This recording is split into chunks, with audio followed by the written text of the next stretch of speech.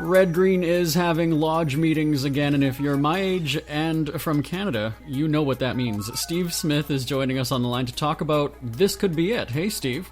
Hey, Jeremy. How's it going? Good. How are you?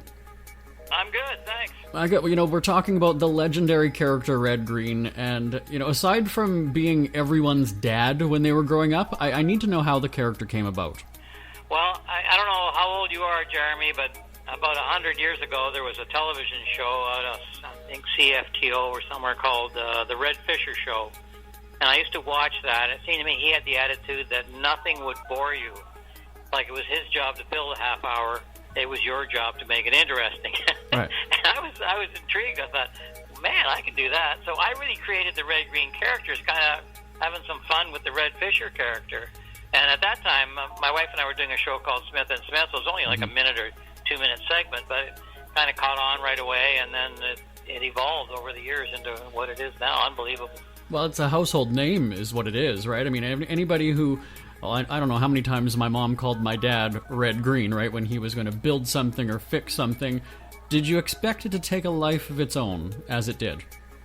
No, I don't have any expectation. I'm Canadian, you know, so everything's a shock and a surprise, and really a delight.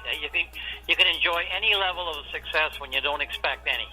Absolutely. So yes, the show resonated with Canadians, but now Red Green is taking the United States by storm because that's where your tour is kicking off, and tons of dates. So when did you start to see love from the Americans with the show?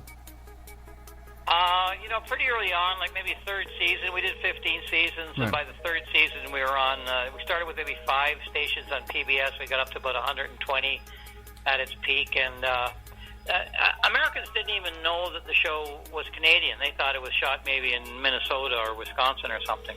But I think it crosses borders easily because it's kind of an attitudinal show. If you have that kind of attitude of I got to roll a duct tape, I'll just fix it myself. That responds with certain people. Right, and honestly, I don't even think I knew what duct tape was because I was a kid when the show was on. But now, as a homeowner, I think my Red Green days, that's my first go-to tool. It is. Nobody wants a repair job that outlives them, so duct tape is the key. We're back talking with Steve Smith, or Red Green, and during the break we were just talking about our love of duct tape because it's in everybody's toolbox. It really is. And, with the show, though, did you ever get hurt shooting the show? I was always worried that there would be actual injuries. Well, there were, not a lot, not as much as there should have been, and I tell people if it wasn't for socialized medicine, we couldn't have afforded to do the show. I remember one adventure film where I broke my nose, and when we did our movie, I put a knife through my hand. Oh my God. I put my hand through a windshield one time, but all in all, it was the good times far outweighed the bad. We were 8-year-old middle-aged men having fun. Yeah, it looked like a good time. You guys were just playing is what you were doing. Yeah, the funny thing is people say to me, like, you didn't have any scripts or anything. I'm well, yeah, we did. Like, I take it as a compliment. Everybody had to know their scripts, and to me, the lines were so natural that people just thought we were just kind of making it up as we went along, but we were not. And when people think of Red Green, though, they envision, it's the iconic, the hat, the plaid, the suspenders. Now, I need to know, how often does Steve wear that in public? I'm just guessing that. I would say it's around 0. In fact, if I don't have the hat on, people most of the time don't recognize me. The hat is probably more iconic than my face.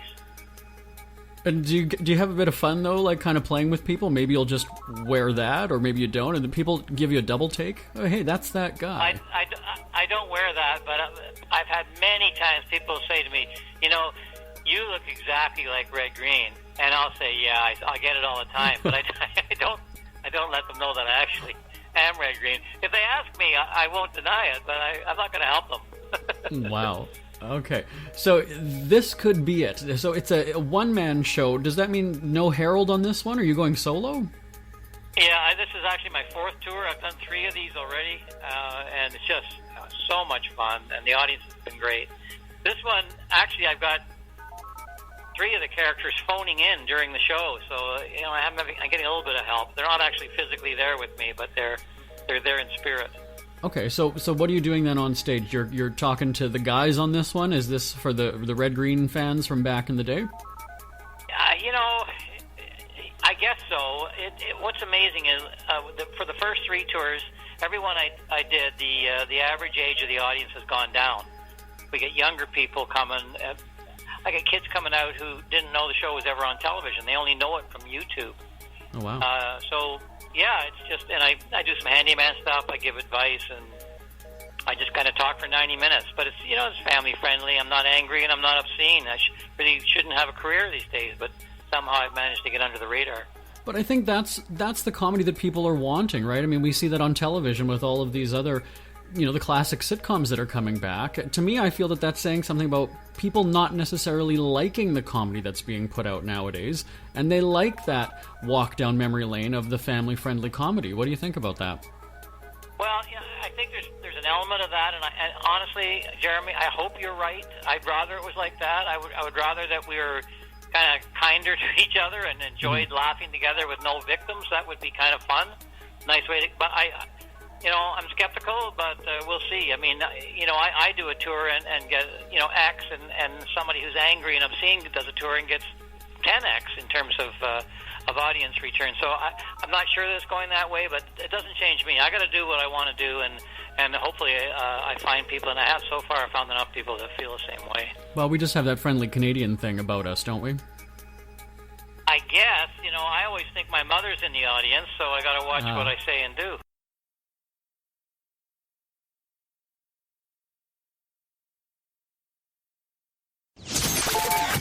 We're back talking with Steve Smith, who is taking his legendary character Red Green on tour, and in the last segment we were just hearing a little bit about the tour. During the show, though, the live show, are you doing some of the skits or scenes? Are you doing the word game at all? No. I mean, if you get there early, we run a few clips from the show beforehand, okay. But to me, it's interesting doing live work, because these days you can see anything anywhere. You can watch anything on your phone anywhere in the world. Mm-hmm. The only thing you can't be is in the room. There's 1,000 people in the room. You're either there or you're not. If you're watching it on a phone, it's not the same thing. We're sharing the molecules and the experience, and that's kind of it's like it's 100 years ago, even though the technology is so modern now.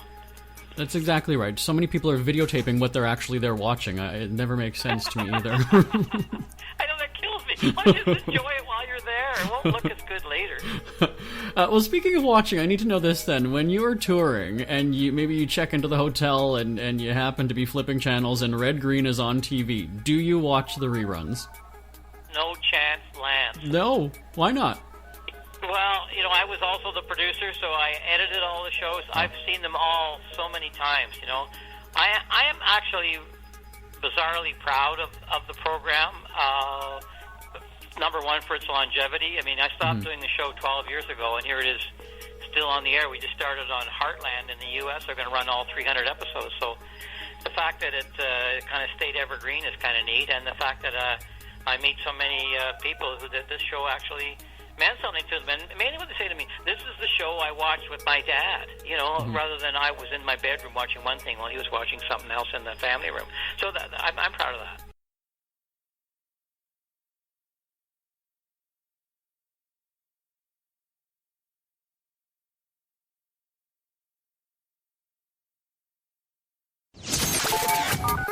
We are back with Steve Smith and his character Red Green, joining us for a fourth segment, which is almost unheard of. Now, aside from the the residual checks, is there any chance of bringing back the show? Not a chance. No. Okay. No, I'm not. First of all, I'm not a guy who looks backwards. Like we did that to the best of our ability, and now we're moving forward. And I'd rather have people have the memories of the guys and the way they were, and then see these old guys come out on stage and kind of do impressions of our former selves. I'd rather just, this is where I am now, and here it is.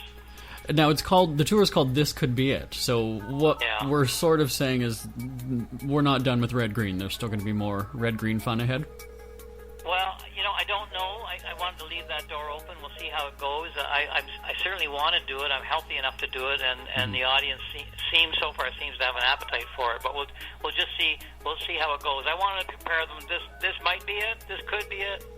If I do another tour, I'll only do one more at most, and it'll be called "This Is Definitely It." But let's see how "This Could Be It" goes first. Now, a whole bunch of dates, as I said, throughout the United States in early 2019, and then there's a Canada arm of the tour as well, right? Right, that'll start in the fall of 19. Where do you get the biggest response from fans? Which country do you hear from most? Well, I mean, just in terms of sheer numbers, we obviously have more U.S. fans than Canadian fans, that's for sure. Right. But on an audience per night basis, there's no difference. There's no difference performing in Winnipeg than Minneapolis. I mean, it's just people are people. In fact, I travel all over North America. I just keep meeting the same guy. So there you go. All right. Well, the tour is kicking off in early 2019. Where can we get more information about all the dates and the tour details? Well, just go to redgreen.com, and all the dates are there. There may be a bunch there. Check back, because they tend to add them. I have no control over where I perform. You sign a contract, and the promoter sends you wherever he can get a venue and wants to go. Well, I can give a spoiler that I believe Winnipeg is on the tour list, so we'll be looking forward to that. I wouldn't be surprised. Yeah, I always have fun in Winnipeg. It is. Well, again, Canadians love you, Americans love you. Timeless comedy. And we'll be watching you on the tour. Steve Smith or Red Green, thank you so much for joining us today. Appreciate your time. Hey, thank you, Jeremy.